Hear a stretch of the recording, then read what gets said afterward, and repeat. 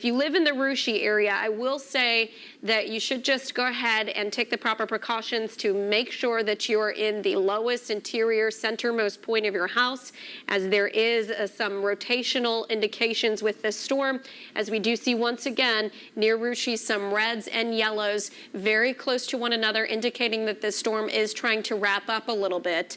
As we go ahead and turn on our debris tracker, not seeing any indications of debris there, so that is some positive news, but certainly not something to take lightly.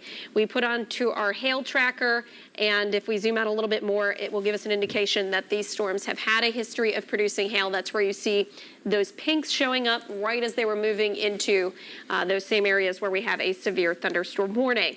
Go back over to our velocity scans, and you can see what looks to be a little bit of a donut hole there near Russia. This is where this storm is trying to tighten up, and where we did see that indication of rotation. I'm going to go ahead and put the 4-panel back on. This is a new tool that we have that we just got only a few months ago, which is, I think, fantastic to look at when you're tracking the potential of tornadic activity, because you can put all types of severe weather on here. Can we go up and take the green screen, because I want to point some of this out for you. And I'm going to head over to the camera there.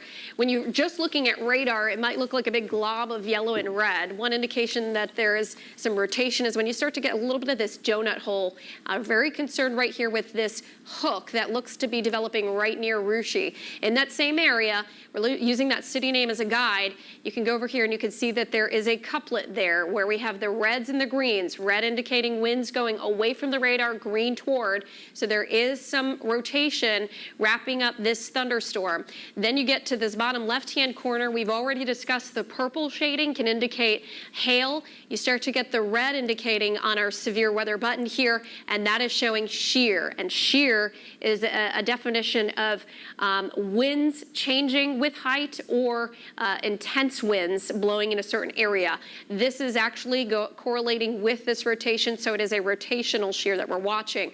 But as we get over to this panel, this is our debris signature. Right now, we're generally uniform colors, but as we saw about 30 minutes to 40 minutes ago, when we start to fall into those yellows, greens, and blues, that will be an indication for tornadic debris, and we do have a new tornado warning. So let's go ahead and zoom out. I will not be surprised if this is exactly where we were just talking. Yep, that new tornado warning. So again, Russia, I just told you, get into that safe spot, because it appears that there is some rotational indications with this storm. You can go ahead and hit that 4-panel off if you want, Dante. But again, right here in the Russia area where we have this red flashing box, we'll go ahead and zoom out a little bit so we can see it a little bit closer. Okay, so here's the tornado warned box. It includes Versailles and extends all the way through Piqua, just to the north of Troy. Pleasant Hill, you're in this tornado warning. Gettysburg, you're in this tornado warning. Versailles, you're in this tornado warning. But the area of concern is right over Russia.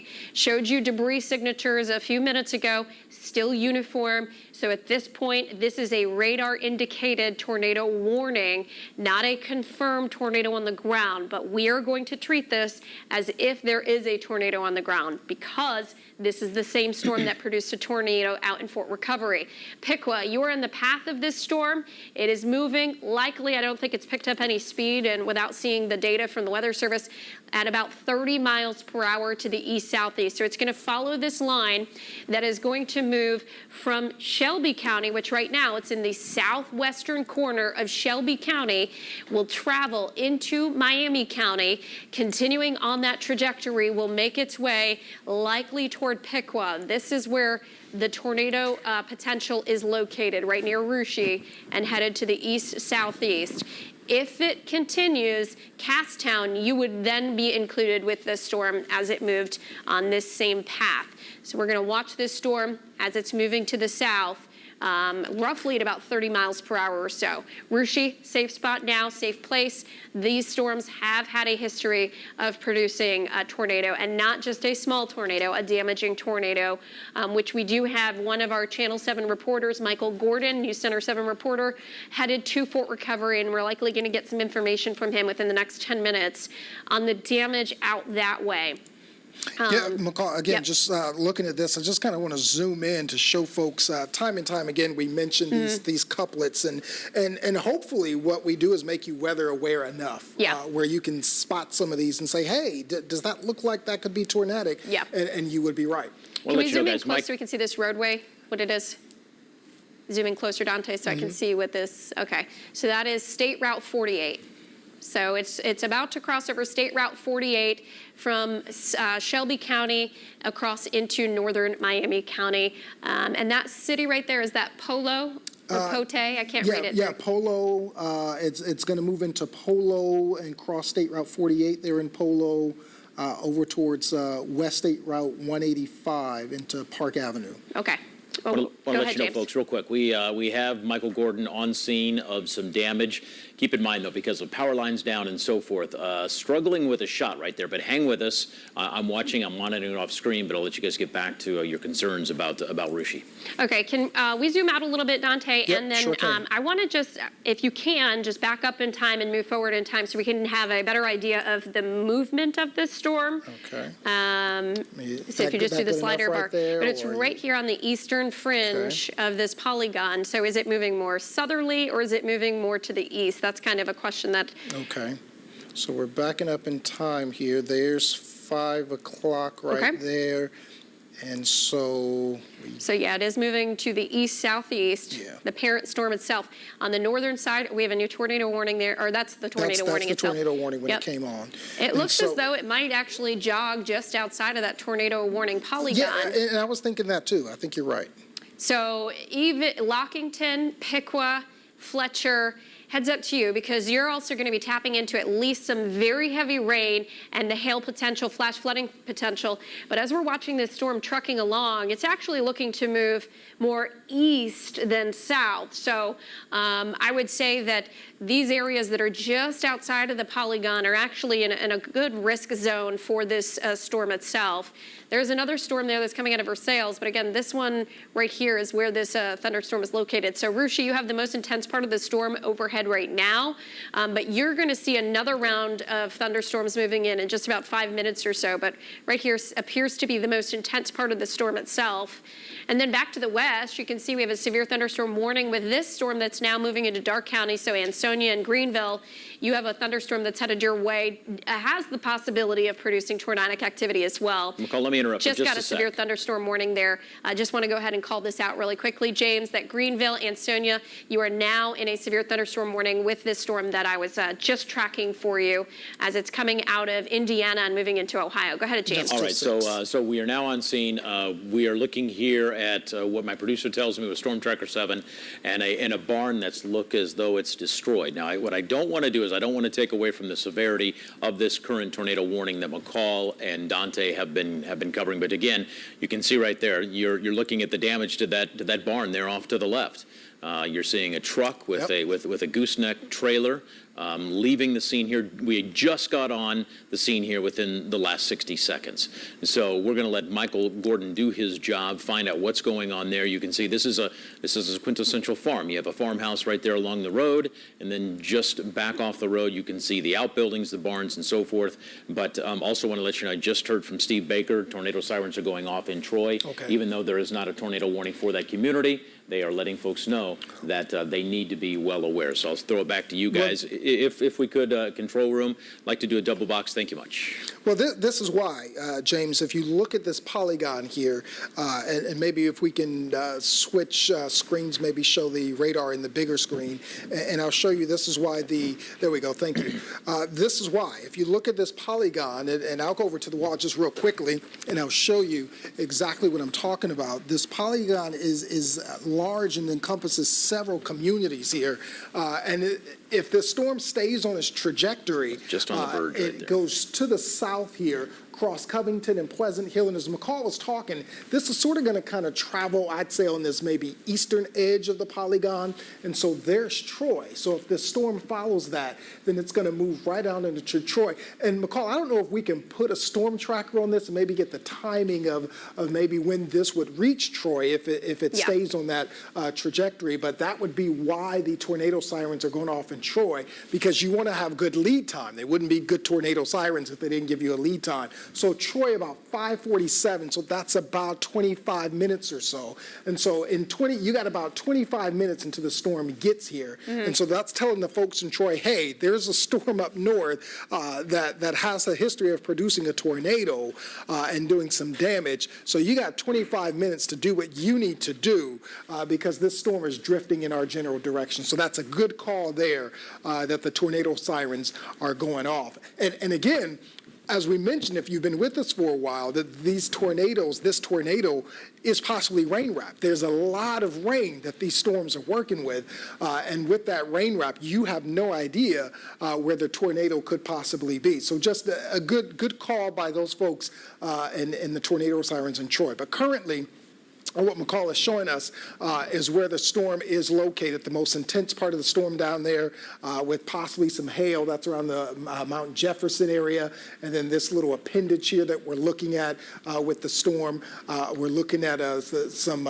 possibly, this is what we would look at if we want to look at any debris or what have you. And this would what we would look at if we want to see the rotation there on radar. So we're looking at all these parameters at once that'll give us a good indication of what we're looking at. And so that storm is drifting off to the south and drifting off to the east. Yep. Folks in Piqua, you're probably hearing some very heavy rainfall right about now. That's not the most intense part of the storm that we're looking at, but you're still experiencing some very heavy rainfall. And so that would let you know, just kind of stay off any roadways or stay inside the house and get inside any safe space. The innermost part of your house, put as many walls between yourself and the outside as possible. Looks like we got some shear here, so maybe some rotation there as well. The 3-hour rainfall rates, 1.9 inches, so nearly 2 inches north of Union City and south of Portland in Indiana.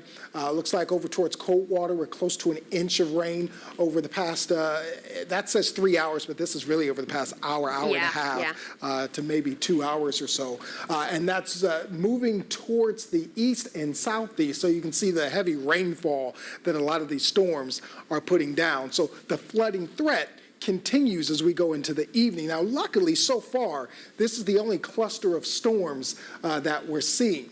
Models indicate that we could certainly see some more of these start to develop along this boundary, this frontal boundary that's drifting to the south. And as it drifts to the south and taps into all that moisture, then we could certainly see some flooding. This is that rotation that we were seeing, and it's not necessarily overly impressive, but it's rotation nonetheless around Union City. And this is around another area that's already received a whole lot of rainfall as well, and it's moving to the east. And so folks in Ansonia and folks in Greenville, just a heads up there, that there is a storm with some possible rotation that's moving into your direction. Yeah, that's right. So good news is it does look like that rotation that was with the storm that's moving in through southern Shelby County and northern Miami County has lost its rotational values to it, but some very heavy rain, as you've been discussing, is right along Interstate 75 between Sydney and Piqua. If you have to travel north or southbound on the interstate there, you're going to be running into some very, very heavy rain and perhaps some small hail as well. So something to be on the lookout for if you are traveling in that part of the Miami Valley. Damaging wind gust threat continues to be a concern for us tonight. We do have that tornado warning that goes until, I believe, 6 o'clock. So I'm going to go ahead and put the indicator on there so that we can see it. This goes until 5:45. So right now it is 5:23. It is possible that they're going to go ahead and cancel this early because I believe that the storm that is the reason that they created that tornado warning is now drifting outside of the polygon and has also lost its rotational factors. We will keep an eye on the other storm that is now entering Darke County because once again, this is a similar situation that we just saw a few minutes ago. It looks like we're seeing a little bit of some hooking trying to occur with this storm. So let's go ahead and throw that 4 panel back up and see if there is any indications that there is some rotation that's trying to occur with this, which could be a little concerning. I'm looking at this 4-panel too, as you put in some other information onto the panel. I'll just kind of talk over here what we're seeing, that on the top right here, we're looking at the reflectivity, and look at all that heavy rain and the hail over towards Hillgrove and Union City. That's going to be moving to the south towards Sharps Crossing and Coaltown, Woodington and Elroy, seeing some very heavy rainfall. And then we're looking at right around South Salem, Salem, where McCall is circling some of those things that we're seeing some heavy winds here and some hail as well. And then we're just seeing some possible rotation as well with this. And so that's why this storm is one that we're kind of watching and keeping our eye on. Even though it's not technically tornadically warned, we just kind of look at some of these parameters and see, okay, just keep a close eye on this because there is some rotation there. Yeah. And so we'll wait for the National Weather Service to pull the plug. And if they decide, hey, we're looking at the same thing you're looking at, and what we're going to do as the government authority that issues these, we'll go ahead and either issue or not issue a tornado warning. And a lot of the times the structures of these storms, you're going to get the rotational factor that's not necessarily lining up with all of the other parameters. So until we get them to line up, then that's likely when they're going to issue a tornado warning. So they're kind of offset a little bit when you looked at the 4-panel there. As you folks see, we are now live there in Fort Recovery, or just outside that community, as to what is left of a barn. Our crews are zoomed in. We're a little ways away, but if anybody can hear me there in Storm Trackle, Michael Gordon, or whoever's with them as far as our photo, if you can zoom out to give folks perspective as to how much damage there is with this barn now. So there we go. You look at how large this farm is. Michael Gordon's there onto the right. And as we can zoom in a little bit closer, let's look at it as in more than one building. You guys are going to have to be my better eyes when it comes to what you're seeing in the control room. It looks like maybe a series of buildings, but nevertheless, significant amount of damage here in Fort Recovery. Hey, control room, sorry, James, to cut you off. If we could take what Michael Gordon is seeing, if we could take that either full screen or take that as the big box, that would kind of help McCall and I maybe assess a little bit of some of that damage. So you got some silos there. I will say, though, before we get into this assessment, the Weather Service is canceling that tornado warning. Good. If you were in that area with the tornado warned storm, or even to the east near Fletcher, that warning has been canceled. So you can go ahead and come out of your safe spot at this point in time. But there we go, looking at that assessment, those look to be more barn-like structures and not necessarily the sturdier structure or the home that was off to the right-hand side. And again, you look at, and again, we only see this side of the perspective, guys, but you're looking at several buildings there, might be some outbuildings, but when you look at how close it came to that house and it missed the house, thankfully it missed the house and hit the barns. At this point, I understand that Michael Gordon is able to pass along a little bit of information. Michael, if you could just step out of the way, please. We'd like to hear what you have to say, but let's continue to let our viewers see the damage there. And just based on that damage and looking at that EF scale, that could be potentially at least an EF1. That's what I was thinking, McCall. I was going to wait until Michael said what he said. But go ahead, Michael. I'm thinking as well. Yeah, absolutely. So this is on Burrville Road, and this is a farm with about a dozen facilities on it. Now, this happened within the last hour. We can tell you that there's also a dozen community cars that have pulled up, and we've seen people, neighbors, running in the last just half an hour or so since we pulled up. They're going in, and you can see where they've already got construction vehicles there going in there to help and pull apart. There's one main storage facility with the roof completely torn off. We can see the roof and part of the silo. It's off about 100 yards to the left. There's a gentleman running by me right now with a chainsaw. They're going in there to try to pull things apart. Now, the most important thing I can tell you is I did talk very briefly to a gentleman who was running by. I said, did everyone get out okay? And are there any injuries? He said everyone's fine. They haven't found anybody to be hurt or injured yet. So again, this is Burrville Road, and also going up to the intersection to Fort Minister Road. We were told that there's also multiple lines down, and there's a sheriff's deputy there who's trying to get people to go around the area, saying that across this intersection there are multiple lines down. Across this community, since we pulled in to Fort Recovery, we have not seen or heard from one single person or business that has their electricity going right now. So to speak to your earlier point, those electricity issues, they seem to have come down here the hardest. And again, you go up there, there's about, you're still seeing a bunch of lightning bolts just beyond, very, very violent thunderbolts, lightning bolts that we've been seeing as we've been coming in here. The debris is expansive. I count at least 6 of the facilities, including homes and storage units for this farm, that have been damaged. We're on one side of it right now. We're going to work our way up a little bit to try and get a deeper idea, but what I can tell you is no one at this time, per our reporting, has been hurt. And the other people I've spoke to who were right there and were right up at the damage and at the facilities have told me that everyone's fine and people were able to either get out or were unharmed. There must be about 50 people, and I'm imagining some of these are volunteers and some of them are neighbors, dozens of people who are already rushing to the aid, community people who are rushing to the aid here. I'm seeing people walk by with power tools, and they're going up there to help. You can see that there's a pole right now where they're doing some work, and just with the devastation you can see in the central housing storage unit, the bales of hay and everything else around it has been stripped away. Here on the farm fields to the left and right is where the debris, and the storm moved the debris. Just off about 120 yards further on, I can see some people are in the far field and they're tending to some of the livestock. I can see they're tending to the cows, maybe checking on them a little bit.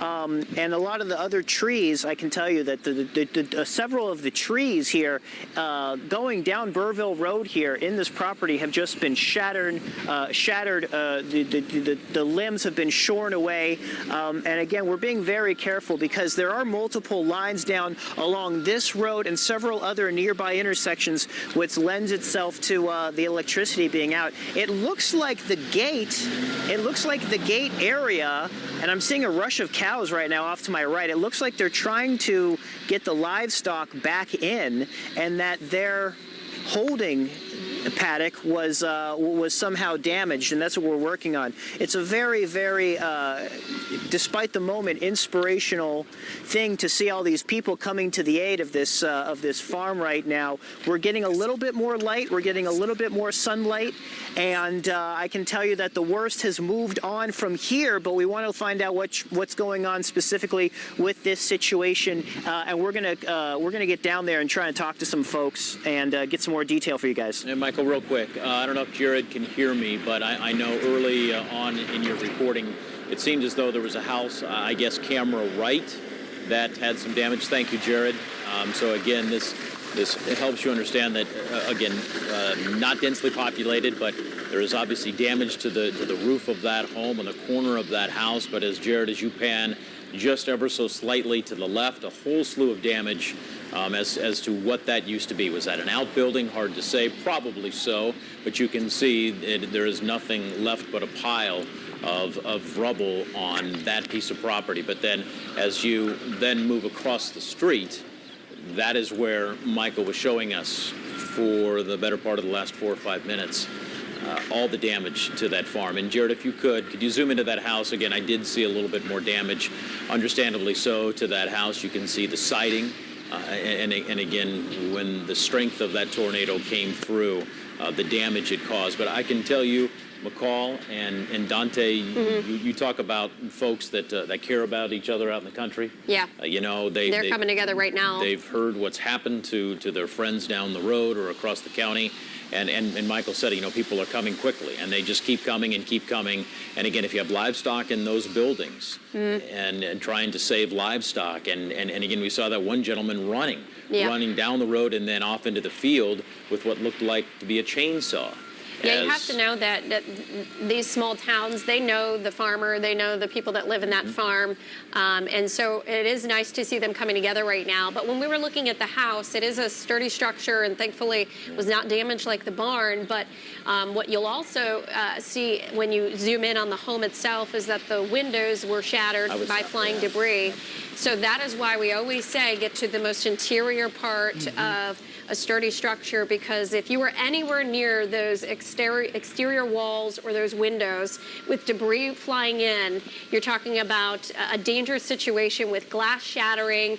Looks like there may even be a hole there right to the upper left-hand side of that lower window. It looks like there's a dark spot there that maybe some debris punctured the home there. Yeah, right I there. mean, we've seen, in years past, we have seen. Oh yeah, it looks like you have. yeah. Yeah, I was going to say a piece of wood look right at that there. wood just right through the side of the home. So extremely dangerous situation, especially for anybody that would have been on that side of the house itself. Not sure. I wasn't sure if we lost the shot there. But I will say that we're monitoring another storm here. We can go ahead and keep that video up, perhaps in the lower left-hand side of the screen. But I do want to point out on radar that there is another storm that we're watching. Does not have a tornado warning with it, but it is a severe thunderstorm warned storm.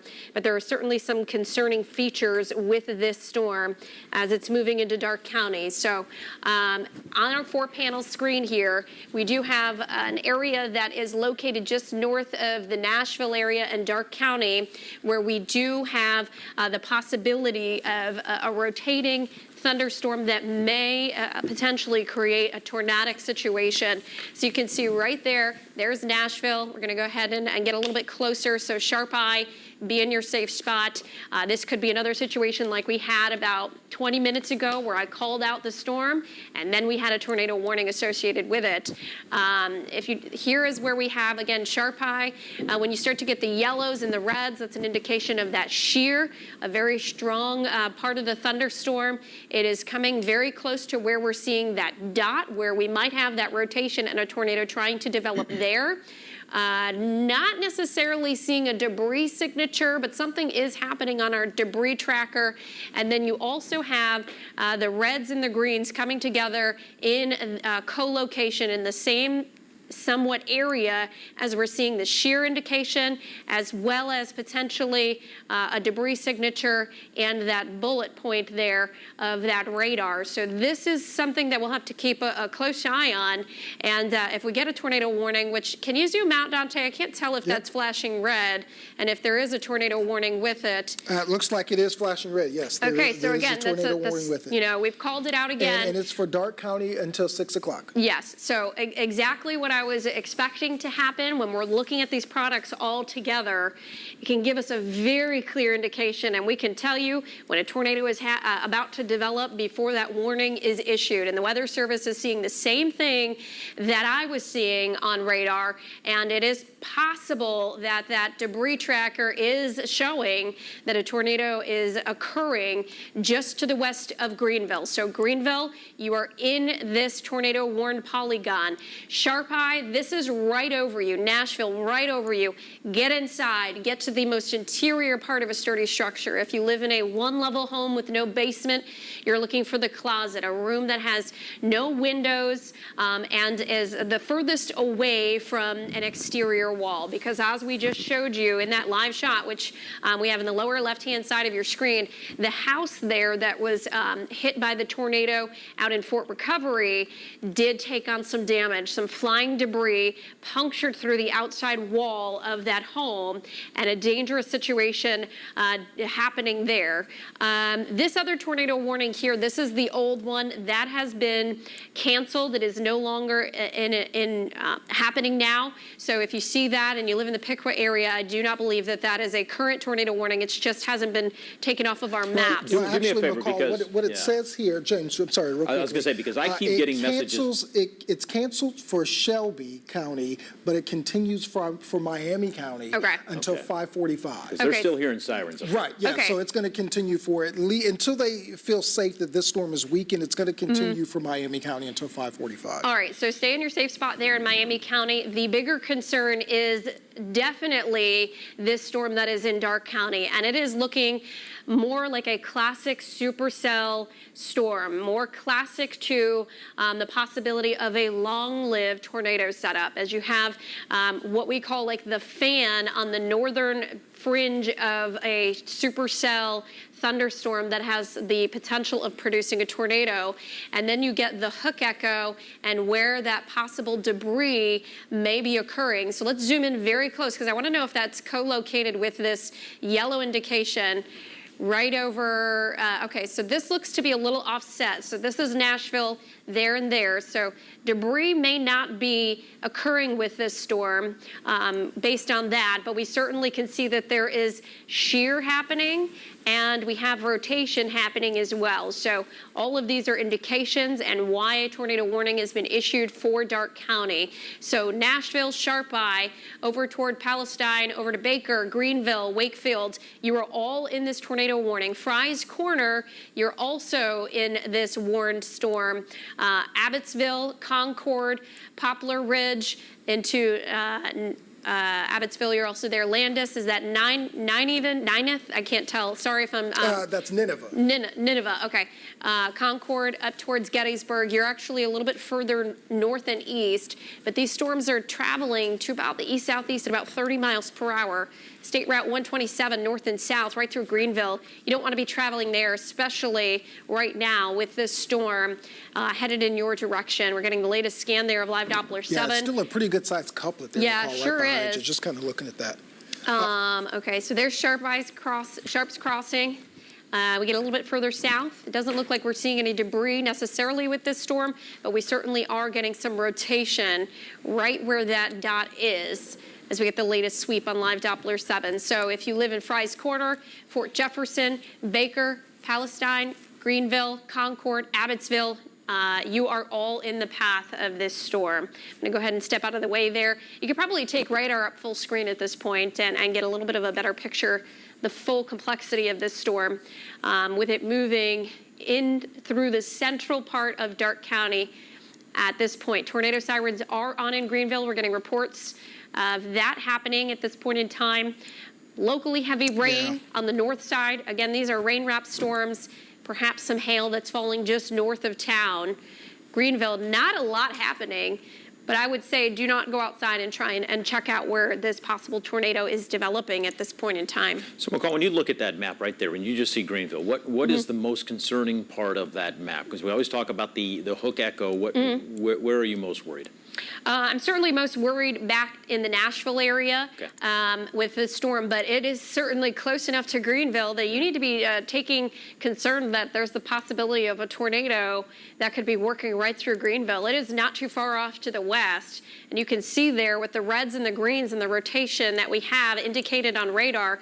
And you can look at our color table there to give you a little idea. The radar is located to the south and east, so when it's looking at this storm, it sees winds moving away from the radar, and green shows winds moving toward. And when they come very close together, pixel to pixel, when you go from red to green, very close on radar, that's showing how tightly wrapped this storm is becoming, and a tornado is likely developing, if not already developed. And this environment has not been worked over. We are well into the 80s, perhaps even in the 90s in some spots. There's a ton of moisture. We were checking the dew points before we came on air into the 70s. So you have the instability, the moisture, you have the lift that's being created by the warm front that came through today. All those ingredients together creates a tornadic environment, and what we are dealing with this afternoon and early evening, which right now we're coming up at 5:41. This tornado warning is set to expire at 6 o'clock, so we still have about almost 20 minutes left of this tornado warning, as it is expected to travel across 127 just south of Greenville, but either way, Greenville, get to your safe spot. Any cities and towns that are in and around this area, if you know you live south of Greenville, west of Greenville, you need to be in your safe spot now, as well as anywhere that's downstream, which includes Arcanum. And this storm could be making its way into your area just shortly after 6 o'clock tonight. And that's actually when this warning is set to expire. So we'll have to keep an eye if they continue it or reissue it past 6 p.m. Dante. Yeah, just looking at some of this information, McCall, and what I want to do is look at the rainfall rate at this storm, because one of the things that I like to continue to mention with some of the, especially these storms here, is the blinding factor of some of these tornadoes, and we've already seen pictures and video of these storms and how these tornadoes are rain-wrapped and how you can't really see these. Now, we had a video and a picture that was kind of further away where you could see the outline of that tornado, but if you're driving along along, and you're into these storms, you're underneath these storms, you have no idea what's in front of you. You can't see that tornado. So here we're looking at rainfall rates at about 5.5 inches an hour here, just to the north of Greenville. And I'll zoom in just a little closer so you can see that. I mean, we are looking at some blinding rains with these storms here. And then we're looking at almost 2 inches per hour of rain just to the north of town in Greenville, around Wagner Avenue, U.S. Route 36, towards Sharp Eye, Nashville. We're seeing some of that as well. Let me move this here and show you. Again, looks like maybe some of the hail, if I can show you that we're looking at. We'll use this here and we'll put on this hail. We're seeing hail of maybe 1 inch in diameter. So some good sized hail there. So that's a severe thunderstorm with a possible tornado and with hail of about 1 inch and some very heavy rainfall. So this is definitely a very dangerous situation for you around the Greenville area. And it's moving right over Greenville, probably downtown Greenville, seeing some hail right about now. Again, Wagner Avenue. The most dangerous part of the storm we're looking at is around Baker, and that's around the Bishop Road area over towards Crumrine Road, Fort Jefferson, Route 127.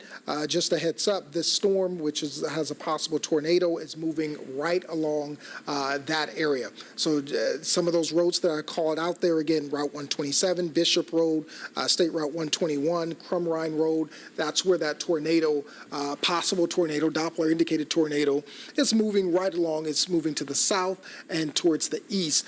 Fry's Corner, another area that we're seeing that could possibly be impacted by this storm. James, do you have anything? Just want to let you folks know, just joining us, or if you're continuing following our breaking news coverage here, we have been on the air, folks, since about 3:45. Dante McCall following tornadoes on the ground. We've shown numerous pictures. You're looking in the lower corner of your television screen, the damage to a farm. This is in Fort Recovery off of Burrville Road. We've seen dozens of people running to help the property owners there. Michael Gordon is on scene. Hearing from various people on Facebook, they're messaging me. Steve Baker out of Troy says for the 4th time he is now hearing tornado sirens again there in Troy. You folks in Greenville, as Dante and McCall have been talking about, you cannot be too safe. You got to find a safe spot as they've been focusing on these diamonds, these boxes that involve those tornado warnings. You know, if you don't have a basement, you got to get to the interior of a house, a doorway. I've seen people survive with nothing left but a door frame in the middle of a house during a tornado. And if you lose your power, it might happen. Check us out on WHIO.com. We are broadcasting live there right now, AM 1290, 95.7 WHIO. So keep that in mind. Power will most likely go out, guys. James, some good news. The National Weather Service has canceled the tornado warning that was for Miami County. That was set to expire at 5:45. So they have allowed that one to expire. So no longer seeing the threat there. Now, what is continuing is this tornado warning for Darke County, and that's going to continue at least until 6 o'clock.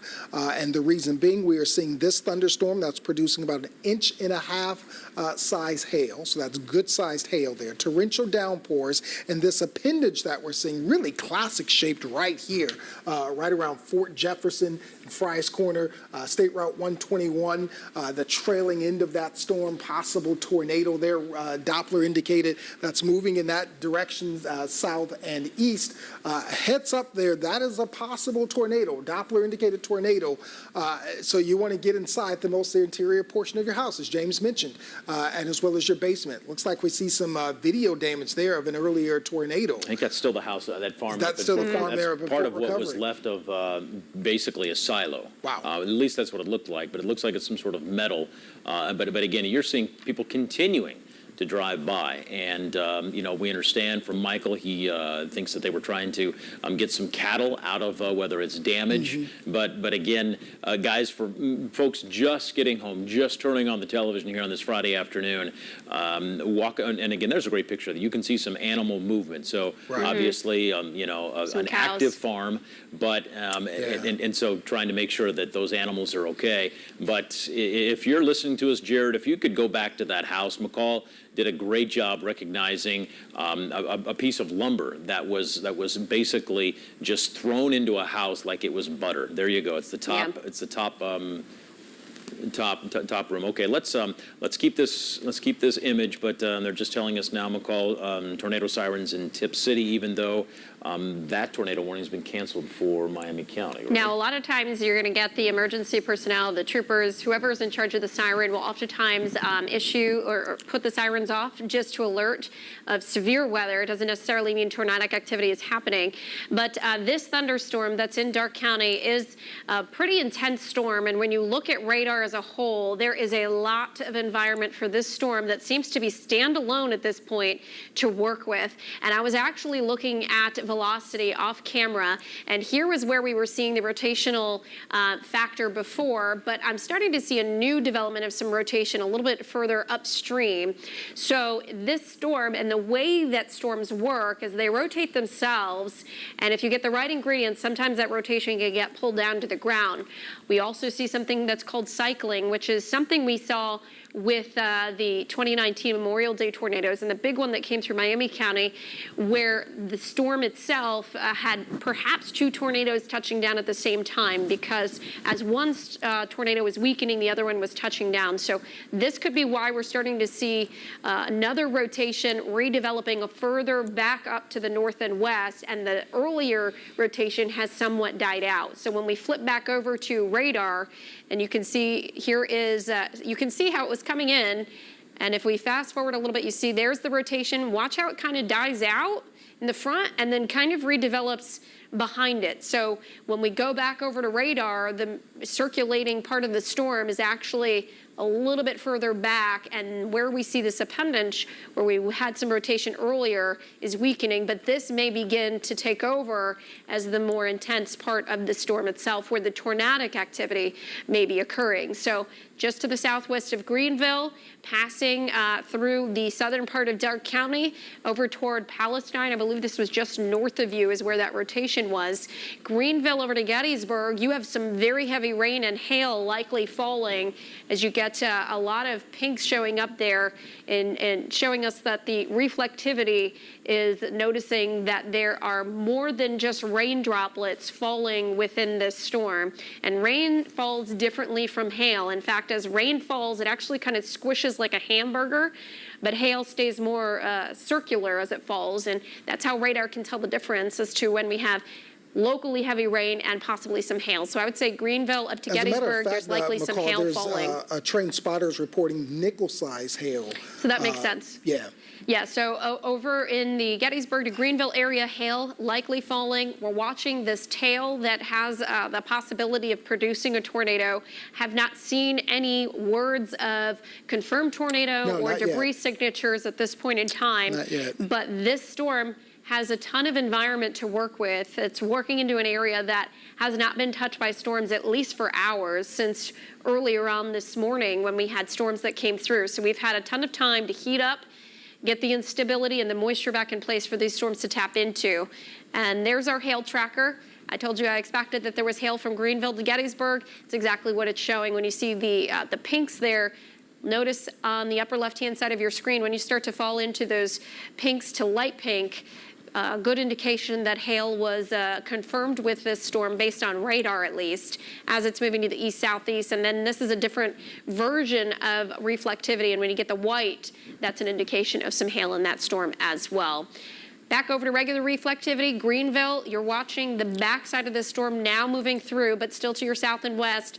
Perhaps the rotational part of this storm that's moving to the east-southeast at about 30 miles per hour, so very slowly working through Darke County. Arcanum, about 6:06, still the potential of this storm arrival or the possibility of a tornado arrival.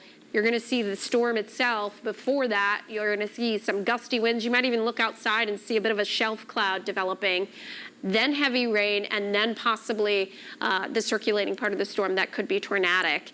This severe tornado warning is going until 6 o'clock tonight. We're just about 8 minutes away from perhaps expiring, but as we look at our velocity scans, Still some very weak rotation, but not as tightly wound up as it was about 15 minutes ago when this tornado warning was issued. Let me take a little bit of a bigger view there. I'll step out of the way. West Milton over toward Laura and Ludlow Falls. You are outside of the tornado warned polygon, but you are dealing with some very heavy rain. Get down into the Trotwood area, and you'll see that there is some heavy, heavy rain that is falling from Clayton into the Dayton area. In fact, with this very heavy rain that's falling from northwest to southeast, this could be setting up a training event where we have a lot of rain falling over the same area and possibly some flash flooding. And time again in downtown Dayton, we have seen some spots that get overwhelmed with this type of setup, and flash flooding can happen quickly. And you'll see that the cars, we'll get photos of cars with water up to the wheel wells in parts of downtown Dayton. So we'll watch out for that. And rainfall rates with this storm, over 7 inches per hour. So we could possibly see at least 1 to 3 inches with this storm if it holds together as it moves into downtown Dayton. Let's take 30 seconds. If you could, Stuart, I'd like to go back to that Fort Recovery shot of that farmhouse and all the damage there in the lower left. Michael Gordon, if you can hear me, I want to check. Have you been able to get up to that house yet? If you can hear me, Michael? Okay, he is. Let's hope he is up by that house, and he is talking with folks. But again, what we continue to see here is vehicle after vehicle coming to the aid of this farmhouse, the family who lives here. You know, while McCall and Dante have been talking and tracking this storm system after this farm was hit here in Fort Recovery off of Burrville Road, people just keep coming to help this family who lives here. And as McCall and I were talking a few minutes ago, I mean, that's farm life. People coming to help, to rescue, to free livestock, to do whatever they have to.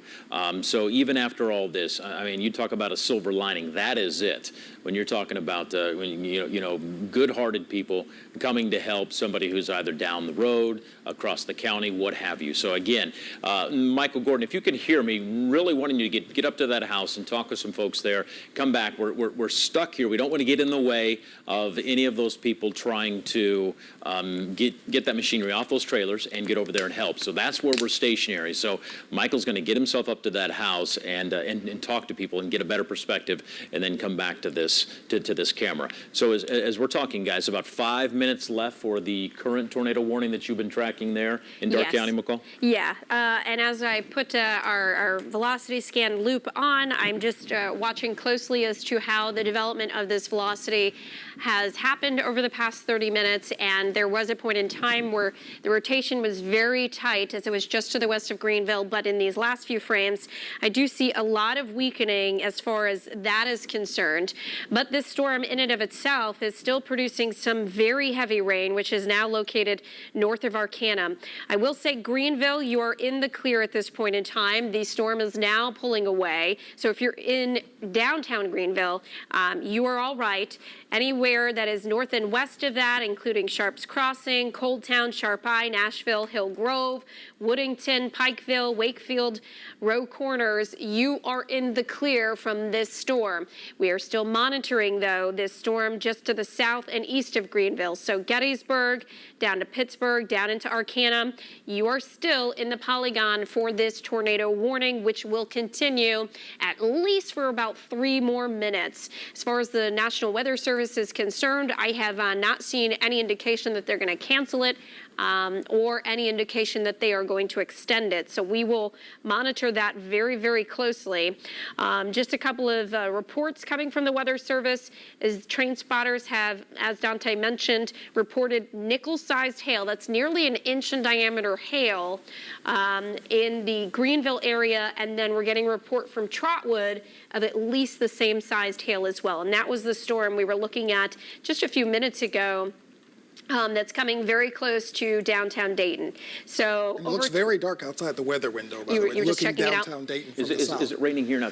Not yet raining at the studio, but if you look a little further north, where we're seeing on radar up towards the Trotwood area, up towards North Riverdale, and West Hillcrest, raining in that direction. Very dark there. I'll Yeah. let you know, guys. I'm seeing just folks are sending me some pictures. Not a lot of flooding, but because you talked about so much rain coming down, yards with some standing water and so forth. Yeah, and so there's probably some ponding too on the roadways. roads, yes, sir. For just sure, a and we can actually go ahead, and I'm going to throw up the radar estimated rainfall for the past 12 hours. So that's going to take us back to shortly before 6 a.m. when we had these storms coming in. And I'm not sure if this is giving us all the data. Right, it may not be giving us all the data as of yet, since that rain is just so recent within the past hour or so. I think sometimes it needs to update itself. And as you mentioned, McCall and James, that there's some hail in Trotwood and Inglewood, and that's corresponding to what we're seeing on radar. Anyway, you see, McCall had mentioned when we see these higher reflectivities here, these purples, that's hail right there in the storm. So there's some nickel-sized hail being reported in Trotwood, and the general direction of that storm is going towards Huber Heights. By the way, it's now severe thunderstorm warned. I just now noticed that. Yeah, it just got thrown on there. Just thrown on there. So this is a severe thunderstorm in the Dayton area. Riverdale, Huber Heights, we're talking northern Montgomery County here. Trotwood, you're in the clear. It's moving just to the east of you into Huber Heights. It'll probably clip the southern portions of Vandalia up towards Riverside. Fairborn heads up to you. 625 for us in Fairborn, so probably within the next 25 minutes or so. And the severe thunderstorm warning is going to go until 6:30 into the evening here. And we're looking at some really gusty winds with these too. You'll notice some things blowing around 60-mile-an-hour wind gusts with this. This is not tornado warned. This is just severe thunderstorm warned. However, if you were with us for a while, I mentioned that you'll want to take the straight line winds and the tornado winds the same, equally here this evening, and that both can cause some damage. So just a heads up to get away from the windows. There's the hail. We can see the track of the storm with some of this hail here that was just to the west of Huber Heights, but also Huber Heights received some hail, about nickel-sized hail. So again, this is moving towards Enon and Mad River if it stays on its current trajectory, Donaldsville, as well as probably clip the southern portions of New Carlisle. Yellow Springs, if it stays on its current trajectory, probably around the 6:30 area will reach Yellow Springs. So just a heads up to you there. So this is another severe thunderstorm warning into Mercer County, or excuse me, not Mercer County, into Montgomery County, moving into the east. And that's going to go into places like Fairborn, Enon, and New Carlisle, clip the southern portions of New Carlisle. James. Yes, we want to check in real quick. Mike Robbins, he's the Mercer County EMA Director. I believe we have him on the line. Mike, good evening, sir. Can you paint us a picture of what you're dealing with up your way in Mercer this evening? Yeah, James. I am out in the area now, seeing some damage, a lot of farm buildings damaged. We do have some cattle loose. There was damage at Fort Recovery Lumber, some roof damage. We do have houses damaged. I haven't seen any houses destroyed. Probably looking, it's a little early to tell. I'm just starting some damage assessment, but I don't think we have anything over an EF2 damage at this point. Probably a lot of EF1 and EF2 damage. Did have a report of one area where there was a lot of damage, that there was multiple vortices in the tornado that was hitting that area. Gotcha. So even though it wasn't a super strong, it wasn't the 2019 tornadoes by any means, but there is definitely some damage. There are some homes damaged. I don't have a total count. I've seen 4 homes myself at this point that have some damage, but and Mike, let me ask you: are those 4 homes? Is it more in the rural part of Fort Recovery, or is it right there in town? What are you seeing? Yes, it was the rural part of Fort Recovery. Fort Recovery Lumber that had roof damage is just north of the village limits, or right at the north edge, and it came in from the northwest and was heading to the southwest from there. Gotcha. So, sorry, I'll try to turn my radios down here. No, you're fine. We've been showing, Mike, we've been showing this farm on Burrville Road. A lot of damage to their outbuildings. They obviously have livestock right there. I don't know if you've been by that home yet there on Burrville, or if you know the folks who live there. I'm curious, any injuries? What are you hearing? Because, you know, as we look here at Burrville, damage is extensive to this farm. Yes, I was just in that area. Did see your vehicle there and your cameraman. That no injuries that we know of at this point. And I think the fire departments, I think, have kind of searched those areas that have damage now. So I think once again the people of Mercer County listened to the warnings and got in their safe place. But there is a lot of damage, a lot more farm building damage than there is homes. But there's at least 4 homes damaged, and we're still looking at this point also. And how are you dealing with power outages out your way? What are you hearing, sir? The village of Fort Recovery is out of power. I have seen DP&L trucks in the area working on that, and I think out in the outlying areas it's more of a spotty outage. But I have not heard at this point of any other villages in Mercer County being out of power, but I could be wrong on that. But as far as I know, Fort Recovery is the only village without power at this point. All right. McCall, Dante, have any other questions for Mike before we let him go? No, I just want to mention that we have a new tornado warning that's been issued, so we're certainly still keeping up on a very active situation across the Miami Valley for us this evening. James. Yeah, Mike, thank you much. We'll let you be. Please keep in touch. Let us know what else you see tonight. We'll get back with you. Now, McCall, let's get back to that new warning. Yeah, so we have a new tornado warning that, sorry, I'm just walking off camera there. New tornado warning that has been issued for southern parts of Darke County. Also now includes southern Miami County, northeastern Preble County, and northwestern Miami County. This is the same storm that we have been tracking as it's been moving through Darke County, and now we are starting to see indications of more rotation, redeveloping right near the Arcanum area. This storm still moving at about 25 to 30 miles per hour to the east-southeast. And as we get in very closely there, Dante is showing you that velocity scan that we have and where that rotation is taking place. We have the red showing indications of winds moving away from the radar, green toward, and when we have that starting to tighten back up, that is why this tornado warning has been issued. The other tornado warning expired at 6 o'clock. This is a new warning that is an extension of the previous warning. Moving to the east-southeast, so between Arcanum and El Dorado is where this storm is located. If it continues on its trajectory, it will be passing south of Pittsburgh, coming very close to the southern part of Potsdam, and then towards Phillipsburg, which is moving right into northwestern Montgomery County. These are the same areas that were actually impacted in 2019. A different type of setup, but certainly very sensitive for the people that live there to have a tornado warning as the storm is approaching. So that's going to be heading close to Phillipsburg, over toward the Brookville area as well, if this storm moves and holds onto its strength. I will say at this point in time, not getting any indications that this tornado has actually formed and touched the ground, but it is an environment that has not been worked over yet. So there's certainly enough energy for this storm system to definitely be dealing with the possibility of tornadic activity. We also have a severe thunderstorm warning that is ongoing in the central part of Montgomery County with a storm just north of Dayton and south of Huber Heights. The main threat with this storm, as it's moving to the east-northeast, is hail at least 1 inch in diameter or larger. When we look at velocity, there wasn't any indication of rotation with that storm, and not really seeing indications of damaging wind gusts. So at this point, I will say that the storm that is located north of Dayton, the primary threat and the severe threat is hail. As you'll notice on our severe tracker, that 1 inch in diameter hail is being indicated by radar of a possibility with this storm as it's moving to the east. So not to interrupt you, but it looks like in Trotwood, amateur radio reports hail of golf ball size, 1.75 inches.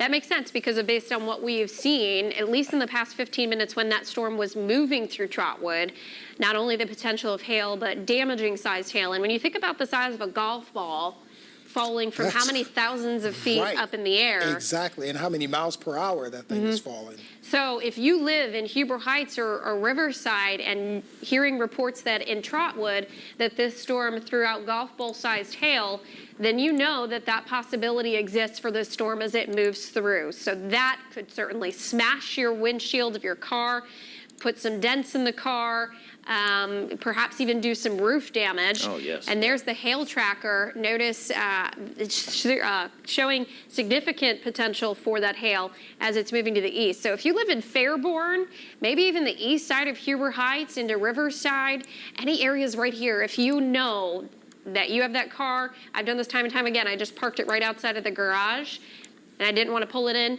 get outside right now, put it in the garage, put it under the carport, because you could be dealing with not only damage to the roof of your home, but your car. And if you can spare it and you just have a few minutes to jump out there and do that, I would suggest you do that right now. Huber Heights at 6:15, this storm will be moving in. So we're at 6:08. That gives you a little bit more than 5 minutes to run out and move the car if you can. Fairborn at 6:26, Enon 6:36, and Donnellsville at 6:37 if this storm continues on to the east into Clark County and northwestern Greene County at the severity that we're seeing it right now. Again, north and west, still an ongoing tornado warning until 6:30 this evening with a storm that showed indications of rotation near Arcanum when this severe tornado warning was issued about 5 to 10 minutes ago. This storm, the most intense rotational part of the storm is south of Arcanum, moving into northeastern Preble County and northwestern Montgomery County at about 25 to 30 miles per hour. Areas west, including New Madison, Hollinsburg, Greenville, you're in the clear. Gettysburg, you are in the clear. But if you live in Phillipsburg, Brookville, Clayton, and Englewood, this storm, where possibly could produce a tornado, is headed in your direction. I will say at this point in time, not seeing any indications of debris, have not had any confirmed spotter report of this tornado on the ground. Right now it is just radar indicated possibility of a tornado developing, but certainly not something that you take very lightly. And I know that it is a very sensitive area of northwestern Montgomery County that was hit very, very hard by the 2019 Memorial Day tornado. Not the same setup, but a tornado nonetheless could be creating some damage. I didn't hear where Sean Cudahy was, but I know that he's out. He's in Troy. He's in Troy. He's in Troy, where the northern fringe of this storm is passing through. The most intense, Sean, is to your south and west, but certainly tell us what the conditions are like there. Yeah, McCall, as we were making our way up from the Dayton area, we were mostly dry most of the way, but as you can see here, we're along Market Street in Troy. The rain certainly falling hard. When we pulled off the interstate here, we were actually hearing the tornado sirens going off. I am not hearing those at the moment, but if you look over here, you can see the types of clouds that we are dealing with here in this area here. So McCall may be able to talk a little bit more about what we're seeing in terms of cloud cover here, but certainly the heavy rain continues to fall in this area here along Market Street in Troy. We are going to be traveling around in this area watching these conditions here. The wind certainly has picked up here in the last couple minutes, so we are getting that line of weather moving through this area. James, McCall. Yeah, and again, McCall, we talked about it earlier as our coverage, probably about 5 o'clock, about the height of these storms. You know, 50,000 feet in the air. Yes. Some of these storms. 50 to 60,000 feet in the air, so they're very tall thunderstorms. And when you think about the complexity of how these storms form, once you get up that high, you're talking about temperatures dropping below freezing, and that's when you get that possibility of hail development. And when you have a very strong updraft, as the hailstone falls, it gets caught back up in the updraft, goes back, catches some rain on it as it falls below the freezing line, gets thrown back up above the freezing line, and that's when you start to see those very large hailstones forming. It is a process of a hailstone going up and down within a thunderstorm storm until it's heavy enough or the updraft weakens, and then you get those hailstones thrown out. Take a look at that footage there. This is live from Troy, which looking toward to the south and west, I believe this is where this camera shot is facing. So you can see that tornado-warned storm to the south. Winds quite gusty even outside of the severe threat of that storm, as that live shot just McCall, just want to interrupt you, McCall, just tell you that the National Weather Service now has they issued a new tornado warning, but it's an extension of the current one. And so it's a tornado warning until 6:45 for Darke County, Miami County, Montgomery County, and Preble County. And so you can kind of see that double polygon right there. We'll kind of zoom in there for you. You see the original polygon, and then it's extended a little bit more if you'll look into places like Preble County, Montgomery County, which is going to include Brookville and Clayton and Phillipsburg, even up north to Miami County, West Milton, Ludlow Falls, Laura, Potsdam, into Pleasant Hill. So that tornado warning is going to go until 6:45, and let me just put a tracker on it for you. Because I think it's important to let the folks know. It's not all of those counties. It's portions of it. It's portions of those counties, yes. So Phillipsburg, 626. Brookville, 631.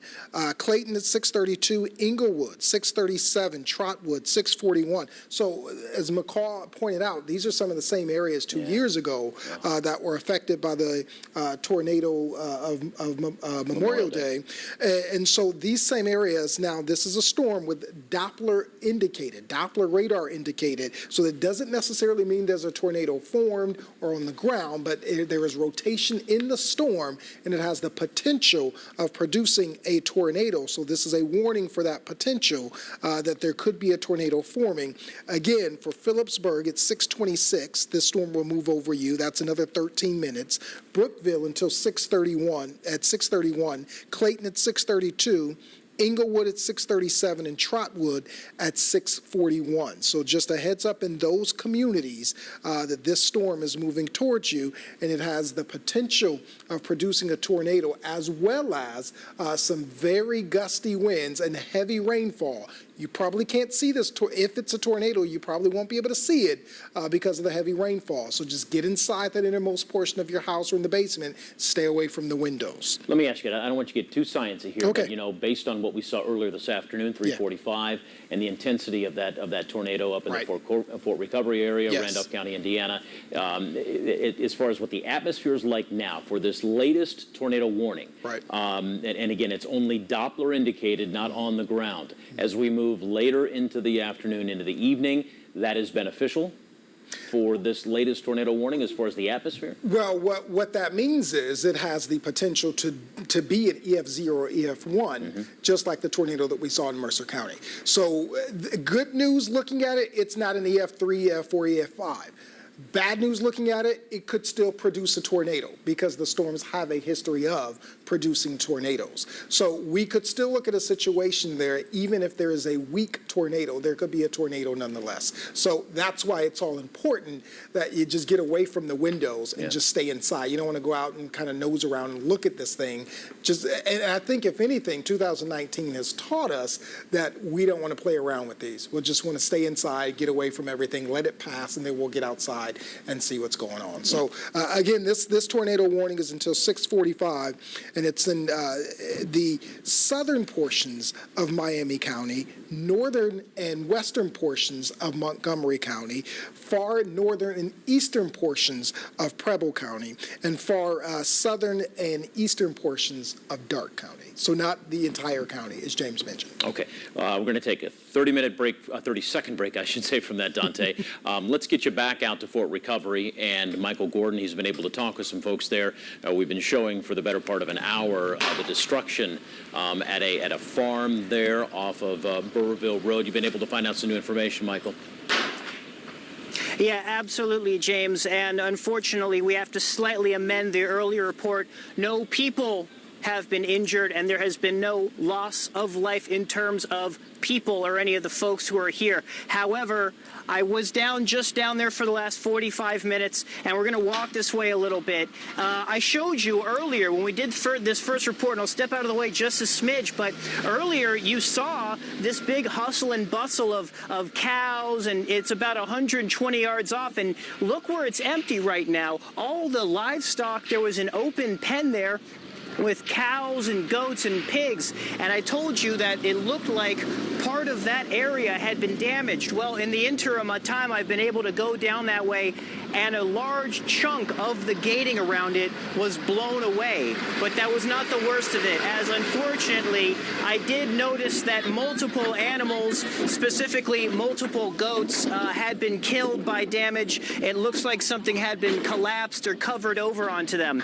It's been an extraordinarily dramatic hour here. With what you've been seeing is a lot of long beds, cattle cars and long beds being brought down the road, because suddenly there was a mass of animals who were panicked and trying to escape in multiple directions. What you had was these long beds with the back open, moving down here slowly and just reversing into that area as with as much control as they could over uneven ground, and you had people moving these cows, trying to evacuate them and get them out. They've moved them up the road. As you can see, that area is empty now, so they've been able to move a whole bunch of animals out in a whole little time. Again, unfortunately, not all of the animals made it. There were a couple of at least 2 goats that I saw that did get caught up in damage, and that was a personal loss. Now, I have not yet been able to speak to the owner of this area, but he was pointed out to me by a neighbor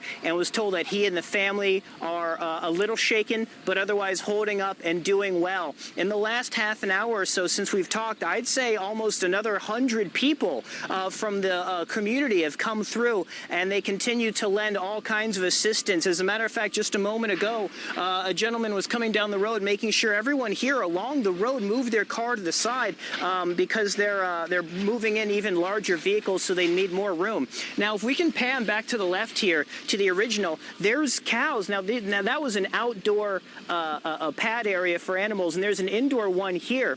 And part of what we're seeing is that a number of cows that were in this larger, now half-covered barn here, because half the roof has been torn off, but there were also animals in other compartments that they were trying to get back to their original. People were chasing pigs that had panicked and run off into the tree line. So it took dozens of people to come in and corral these animals, and the area on the right is empty now. They're bringing up coolers and refreshments now to try and, as basically a task force has moved in here. I can tell you that on the other side of these 3 silos here that are intact, there's another 3 or 4 that were completely blown away, including a trailer that's just about halfway gone. So that is the unfortunate update, and you can see they're bringing through the cooler right now to try and getting a thumbs up now. They're bringing through a little bit of refreshment here to try and bring in these people in this very inspirational moment amongst what we now know, for the livestock at least, is a loss of life. Yeah, and again, it could have been so much worse there off of Burrville Road in Fort Recovery. Michael, I'm going to let you step aside. Jared, if you can still hear me, I'm going to toss it back to our meteorologist, but I'm curious if you might be able to swing the camera to your left. I keep seeing people walking up Burrville Road. They just keep coming, and I'm curious to see just how many cars are on the back side of you, Jared, of these folks that are coming to the aid of these folks. So that would be an interesting shot as well. But as Michael's been talking there, unfortunately, some loss of life from the animal perspective. But as we were talking with the EMA director a little bit earlier, Mike Robbins, McCall, no injuries to this point. So that's great news. We'll get back to you, and you continue to follow that latest tornado warning. Yeah, that's fortunate that there were no lives lost as far as Michael mentioned as human beings, but very, very sad to have some of those animals to perish in that tornado that came through Fort Recovery. And you saw the damage, as Michael was just showing you, from that tornado, which we will not know the assessment of the strength of the tornado until the Weather Service gets out to assess these storms, which will not be anytime soon, as we have a very active setup that is still ongoing in the Miami Valley. We have a tornado warning that's still in effect for portions of Preble County, southeastern Darke County, southwestern Miami County, and northwestern Montgomery County because of a very strong thunderstorm that has had radar indications of rotation moving to the east-southeast at about 25 to 30 miles per hour. This tornado warning is set to expire at 6:45. You can see I'm pointing to it in the upper left-hand side of your screen. Right now it is about 6:22, so roughly 20 to 25 minutes left of this warning. And while there have been brief indications of weakening of the rotation, the last scan is showing that perhaps that rotation is maybe increasing again just based on reflectivity. But when we put our velocity on, there are no strong indications of those bright reds and greens. So hopefully we're not seeing a tornado developing at this point, but when you're on the reflectivity, it certainly does not look very good. With this part of the thunderstorm to the northeast of Lewisburg, where that possible funnel cloud may be forming and trying to develop into a tornado. The difference between a funnel cloud and a tornado is funnel cloud is where you see what looks to be a tornado developing. It doesn't get the tag of a tornado until it touches the ground. So there may be some funnel clouds trying to develop there on the southwest side of this storm. In the northern tier of this storm, hail is likely, and it appears indications that radar is showing anywhere between an inch to an inch and a half diameter hail. We're Also, talking about possibly golf ball size hail, Dante? Yeah, McCall, National Weather Service is mentioning 1 3/4 inch size hail. Okay, so that's very large. Very That large. is going to be causing a lot of damage to homes, properties, buildings. We're going to be probably hearing a lot of claims for shingle damage to people's homes just from the hail alone. Not even talking about the destruction that we saw with the earlier tornado. There are likely going to be a lot of insurance claims just based on hail. We have this severe thunderstorm warning from hail that came through the northern part of Montgomery County, just north of Dayton, moving through Huber Heights and now working toward Fairborn. I told you about 10, 15 minutes ago, if you had the chance to run outside and move the car into the carport or into the garage, good idea to do it because now this storm is moving overhead. And that is continuing to move to the east, northeast, very slowly at about 30 miles per hour or so. And these storms are taking their good old time getting to where they need to go. You can see Fairborn, this storm moving in less than 10 minutes. 6:31 is the estimated time of arrival of the most intense part of the storm. You're already dealing with likely locally heavy rain and gusty winds, but where the hail might be located in the storm in about 5 to 10 minutes or less than 10 minutes, 5 minutes or so likely. Enon at 6:41, Yellow Springs around 6:45-ish, and then if it continues to the east, Springfield and Cedarville, you'll likely see it close to the top of the hour. So we'll watch that storm over the next 30 minutes. Head back to the west to this tornado warned storm, and on the southwest side, this is where we would see the rotating part of the storm in northeastern Preble County, which you do see some indications there. Very broad, not very tight in rotation. If we start to see more of these brighter greens and brighter reds coming closer and closer together, that would be more concerning of a tornado forming. And you'll notice the winds there, very broad in opposite directions. So there's Lewisburg. Northeast of Lewisburg is where that rotation is located, and it's going to track across the county line from Preble County into Montgomery County, coming very close to Phillipsburg down into Brookville. And we do have a photo of hail there on the left-hand side. I didn't catch the location. St. Prairie is where our producers told us that it was, but again, look at that. It looks as though it's that's the size of a golf ball, McCall. Yeah, certainly. And as we've been talking about, that will be producing some damage.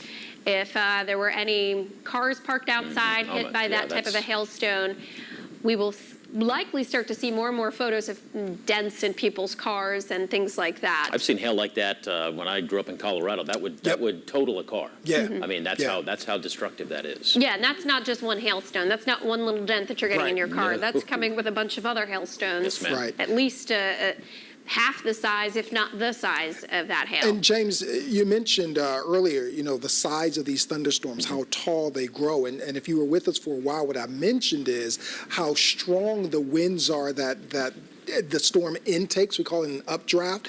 And so what happens is that rain falls, and then because that updraft is so strong, it takes that rain back up into the storm, and it freezes it because, as McCall mentioned, it's very cold up there in the upper levels of the atmosphere. So it freezes it, and it tries to fall, but it's still light. So that updraft takes it right back up. And so it just keeps that cycle going up and down until it finally gets so big that it can outweigh the updraft, and it falls down. And so by that time, it's golf ball size hail.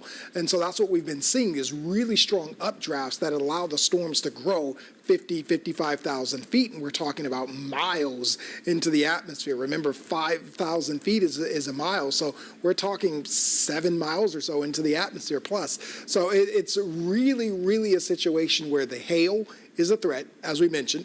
The straight line winds is a threat, as we mentioned, and then the tornadic activity is a threat, as we mentioned, as well as the torrential rainfall, which could cause the flooding. So there are multiple threats with this round of severe weather. And we've talked about, probably for the past couple of weeks, how we didn't like the cool air in the springtime. But because of the cool air, it really kept the severe weather at bay and kept it away. And so it's been the slowest start in 30 years to severe weather season. Now we're starting to catch up. Now we're starting to see the atmosphere say, all right, this is late spring. Let me kick into gear as we start to warm up. We start to see the jostling of the air masses at play here.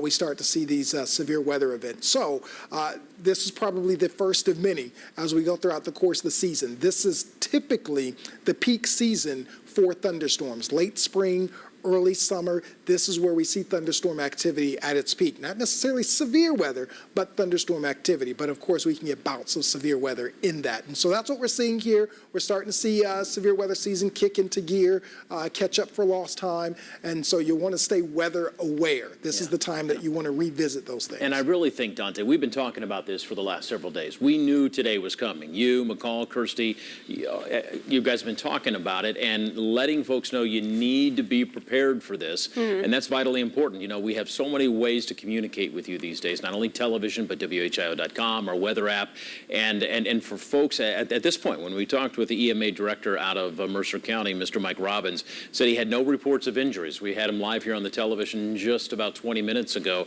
and that's great news because people were paying attention and they were prepared, even though this was the first major severe weather outbreak that we've had of the spring. I think people are more cognizant. They have to be in this day and age, because as you see and we talk about all the time, the last thing you want to do is get complacent, and to be ready and to be prepared, and people up and down the line. I've had hundreds of people messaging me, texting me on Facebook as well, talking about, hey, thanks, we've been hearing you talk about this since Tuesday. Thank you. So you are to be commended, you and McCall. But I really think, though, James, in all honesty, if we can just be honest about this, so many times, we come on air and we cut in broadcasting and your favorite TV shows and we say, hey, tornado warning, severe thunderstorm warning, there's a threat here, threat there. And so many times people, okay, it's off in a farm somewhere. Oh, it's off in some little city, that doesn't matter. But back in 2019, when it really caught our attention, it's things like that that really catches your attention to say, okay, weather is a threat. I've got to pay attention whenever they come on air and say, hey, there's a threat of this or a threat of that. Let me take precaution. Let me do what I need to do to stay safe. And so that's really what that did 2 years ago, is to really get into the psyche of the folks and say, all right, let me take this seriously. And I think by and large people understand that. I just got a picture from somebody in South Montgomery County taking an image of you and McCall on the screen together, even though they're not in any sort of any sort of severe weather. They're not in a tornado warning. But I think to your point, you're exactly right. They know that in the next 20 minutes or maybe the next week, it could be their backyard where this is happening. And it doesn't matter where you are, whether you're in a small farm community or whether you're in a densely populated area. It does not matter. We are here. Our crew is here to keep you informed and to keep you as safe as humanly possible. And to your point, James, folks out in Tornado Alley in the Great Plains states, there are a lot of folks who are just regular citizens who know a lot of weather terminology, who know the signs to look for in severe thunderstorms and tornadoes, because that's what they live with. That's what they're used to. And so when the meteorologists come on, whether it's TV or radio or websites or what have you, they know the signs and they pay attention because they get that so often. There are thoughts? Could Tornado Alley be shifting? Could we start to see more of these type of events here in the Midwest and things of that sort? So once you see more and more of these events, it really gets you to say, okay, I know this now. I know the hook echo. I know the couplet. I can see the different clouds now in the sky and what I'm seeing, what I'm looking at, because I've been trained by the meteorologist to see what I'm looking at, to understand what I'm looking at. So as folks see more and more of this, I think it's in them to be trained to say, okay, I know that this is a real threat, and I'm going to take this seriously. Let's talk about, I see you have a track here. We're now looking.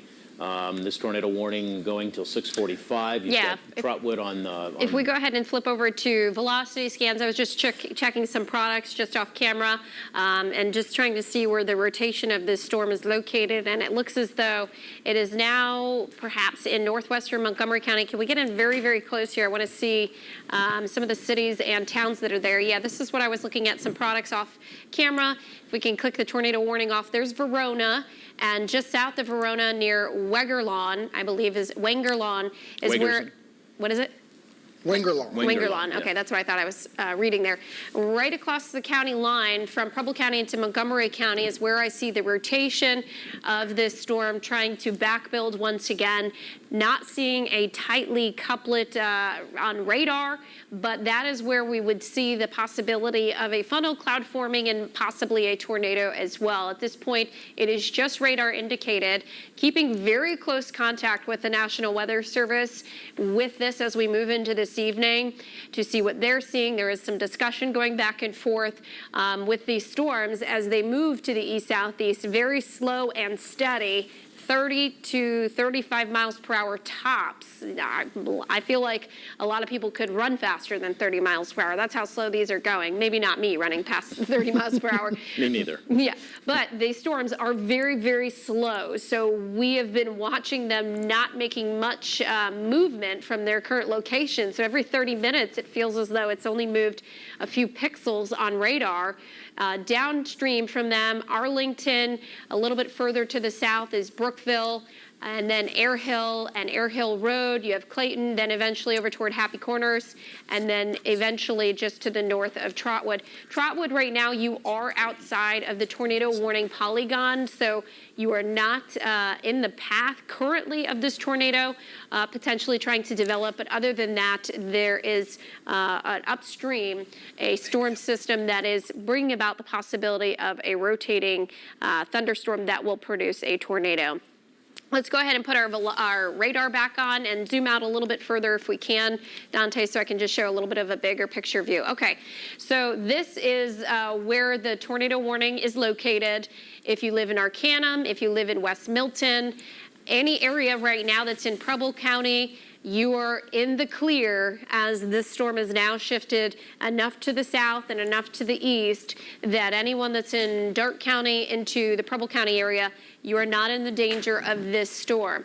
If you are in Clayton, just to your north and up as far north as West Milton, where you see that bright pink shading, that is where hail is falling.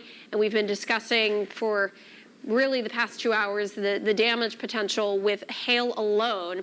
Then on the far southwestern appendage there, where you see some hooking, is where that possibility of a tornado may be developing and where the rotation and the tightest rotation is being indicated on radar. Further downstream, outside of the tornado warning, you get into Vandalia, Fairborn, over to Cedarville. Very, very heavy rain there, and the flash flooding threat goes up every minute that we go by, and rain is continually falling in the same area. Rainfall rates in excess of 7 inches per hour means that flooding threat is quite high. And at this point in time, a flash flood watch is in effect for pretty much anyone along and south of I-70 into the rest of tonight and into your first part of Saturday, because of the rainfall. So over Fairborn right now, nearly a 4-inch per hour rainfall rate. That is not what has fallen already. It's showing the potential and the moisture content within the environment that these storms can tap into. And if this storm stays over Fairborn for an hour, estimates that 3 to potentially 4 inches of rain could fall there. That is a lot of rain and a lot of moisture. Nearly 7 inches or up to 7-inch rainfall rate in Phillipsburg over to the Clayton area. So flash flooding threat there as well. Get back over to reflectivity, and this storm is moving to the east-southeast. It is tornado warned. It goes until 6:45. I do not see any indications that they will cancel it early. This tornado warning was actually an extension of a tornado warning from the storm when it came through Darke County, and I believe it was as far north as southern Mercer County where this storm originated. There's Brookville. This storm is moving in. I will say, I know that 2019 Memorial Day tornado outbreak, very sensitive for you in Brookville. As we go over to our velocity scans, I don't see any intense indications of rotation, but certainly weak rotation. If you were to look outside, you perhaps could see a wall cloud forming or the lowering of the cloud deck, but not necessarily seeing a tornado touching down on the ground at this present moment. I was checking off screen to see if there was any debris signatures. I don't see that either at this point in time, and certainly not getting any indications from the Weather Service that this storm has created a tornado at least in the last hour as it's moving to the east-southeast. Very broad rotation. We still have that winds moving away, winds moving toward. It's just you have to get those a little bit closer together and a little bit brighter in intensity. Brighter reds closer to the pink, brighter greens closer to the white, very close to each other, and that will be more of an indication of a tornado developing. Brookville, Clayton, and Englewood, you are just on the fringe of this tornado warning. Outside of that is Trotwood. You are not in the warning at this point in time. And if they decided to extend it, it eventually would go into north central Montgomery County, as far south as Dayton, up toward Vandalia. Dante? Yeah, I'm just going to put a storm track on in this and just look at the movement. And as you mentioned, Clayton at 6:43 if it stays on its track. Englewood at 6:50.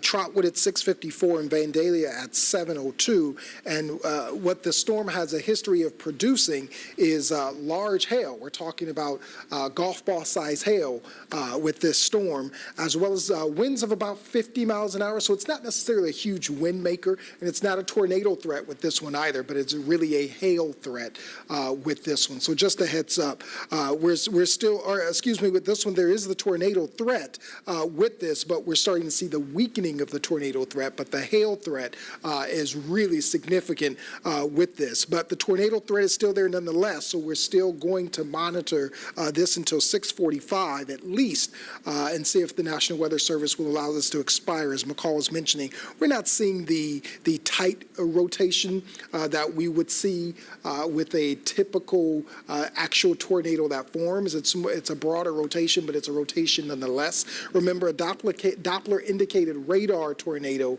is what the radar is seeing as rotation in the storm. It is not a verified tornado. It's just a sort of a heads up, if you will.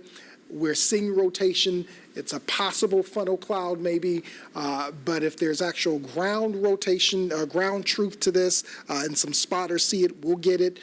Sometimes there are tornadoes that form and no one's around, a ground spotter isn't around, or someone to take pictures or video of it, but nonetheless it may produce damage. And if there is damage, we would look at maybe the correlation coefficient, or our debris signature would show up and show that there's some damage and some debris being lofted in the air. That's not meteorological. That's not rain or hail or what have you. So we're not seeing that with this one, thankfully. Just looking at the shape of the storm, not necessarily seeing what we want to see as an appendage or a hook or what have you. So that's good news there. And then again, the velocity, where we look inside the storm and see the winds in the storm, we're not necessarily seeing that tightness that we would see if it was a small tornado. Storms are very big. Storms are huge, and tornadoes in relation to a storm are small. They're just a small part of the storm, of a very huge storm. And so that's why we want to see that rotation small. When you see a larger rotation like this, then that is just possible that it's just a big rotation within the storm. Just coming down the pike here, severe thunderstorm warning is being extended again, if you will, for Greene, Miami, and Montgomery counties until 7:30. And that's this storm right here. So what they've done is, instead of issuing a tornado warning again, or extending the tornado warning, what